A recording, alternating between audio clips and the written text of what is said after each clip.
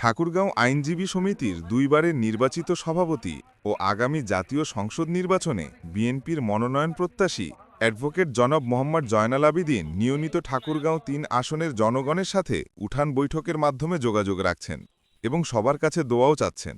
তাতে করে সাধারণ মানুষের মনে বেশ স্থান করে নিচ্ছে বলেও জানা যায়। দীর্ঘদিন পর আগামী ২০২৬ সালের ফেব্রুয়ারি মাসে জাতীয় নির্বাচন অনুষ্ঠিত হওয়ার সম্ভাবনা রয়েছে।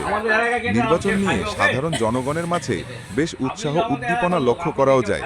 তাই আগামী নির্বাচন নিয়ে উঠান বৈঠকে সাধারণ জনগণ বলছেন, এলাকা থেকে জয়নাল ভাইয়ের প্রতি রইল আমাদের শুভেচ্ছা বাণী। আমরা সবাই এলাকারই, আমরা আগামী দিনে যেন এই এলাকা থেকে জয়নাল ভাই আমাদের ধানের শেষে নমিনেশন পেয়ে যেন আমাদের এলাকাবাসী শুধু না, পীরগঞ্জ ধানেশ্বরবাসীকে যেন মন উজ্জ্বল করতে পারে, তাদের মনে করেন যে শুভেচ্ছা দিয়ে তাদেরকে যেন বরণ করে নিতে পারে। আর আজকেও কষ্টটা কখন, যখন রেজাল্টটা হবে তখন। আমরা তো 10 টাকা কোনোদিন বিয়েভাবে মোটরসাইকেল দাম দিচ্ছে, যদি হয়েছে আবার একবার মোটরসাইকেলটা কে যেন নিয়ে ফেলেছে, আবার একটা মোটরসাইকেল কিনে দিচ্ছে। জানি জায়জ হবে যখন শপথ করে ওনার কথা শুয়ে পাচ্ছিল, আমার সাক্ষাৎ আলাপ না। এখন আপনার মহাশয় বুঝছে তো, মাঠে থেকে বলছি, মাঠে থাকতে বলছিলাম, বলছে মাঠে থাকো, মাঠে কাজ করো, জরিপ চলছে। হ্যাঁ, তারিখ যে জরিপ করছে ভাই আমি কি মাঠে নামবো, ওই সময় অর্ডার দিয়ে হ্যাঁ নামি না, মাঠে না এখন ওই কথাটা কইল। একটা আমি মকটেলিং তৈরি করে রেখেছি, কমপ্লেক্সের কথাটা তো পুরো অবশ্যই যাবে। ওই তো দেখাই যে যারা ক্ষমতায় বসে গেছে না বললে, কিন্তু ওই যে ডাইরেক্টলি বলি আমি কোনো কষ্ট দিচ্ছে তো।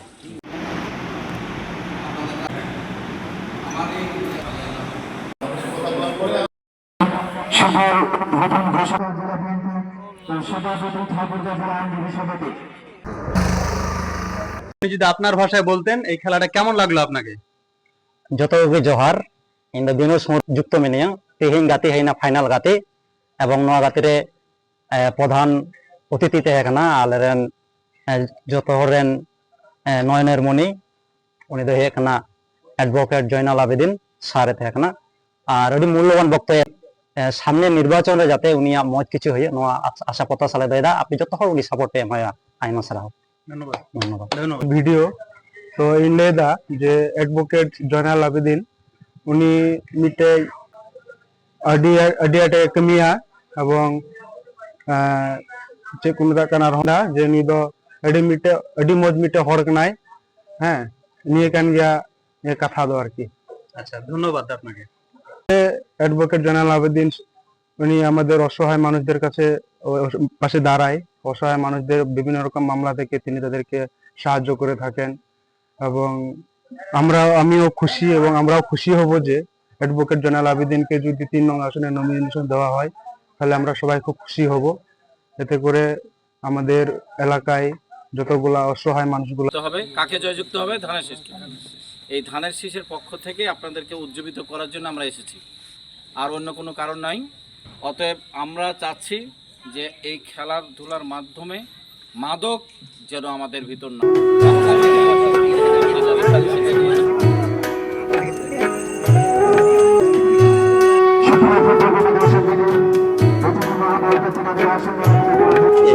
খেলায় মনোযোগ দিয়ে পড়াশোনায় মনোযোগ দিয়ে একটা ভালো বাংলাদেশ গড়ার দিকে প্রত্যয় কামনা করছি। এই জন্যই এবং এই খেলার শুভ উদ্বোধন ঘোষণা করছি। ধন্যবাদ। আসসালামু আলাইকুম।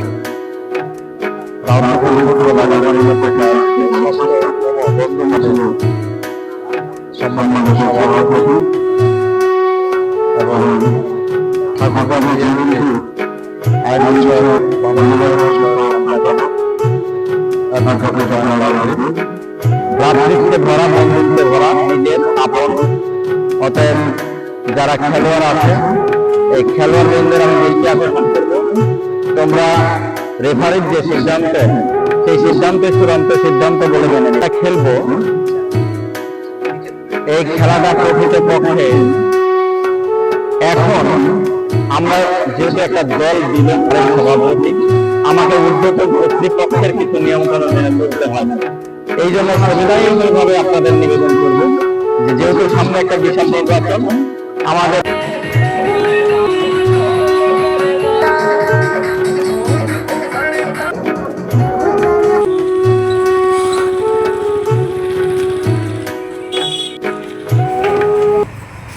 জিতে যাবে এটা আমি আশা করি।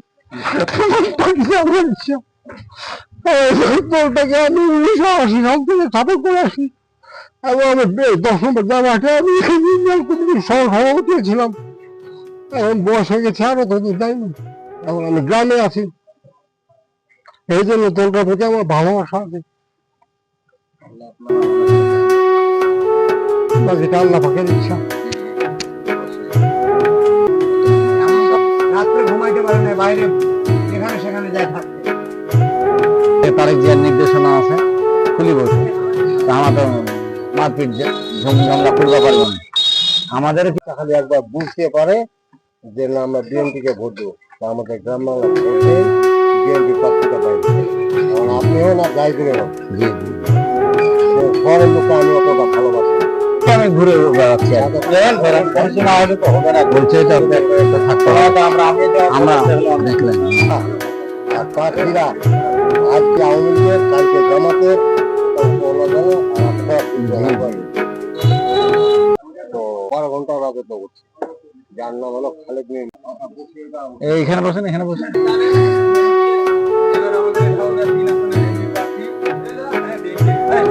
আপনারা সবাই দোয়া করবেন, এই আশা রাখছি আপনাদের কাছে। উনি হচ্ছে আপনাদের এলাকারই সন্তান, আপনাদের এলাকারই ছেলে।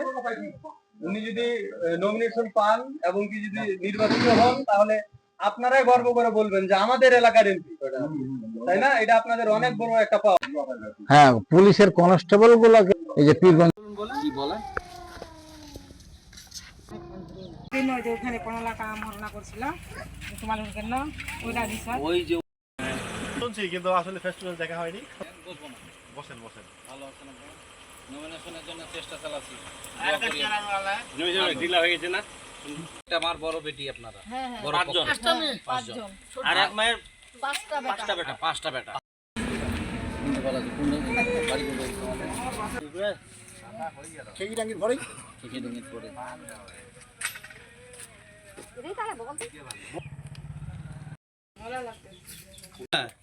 এক ইউনিয়নের লোক আপনারা কথা।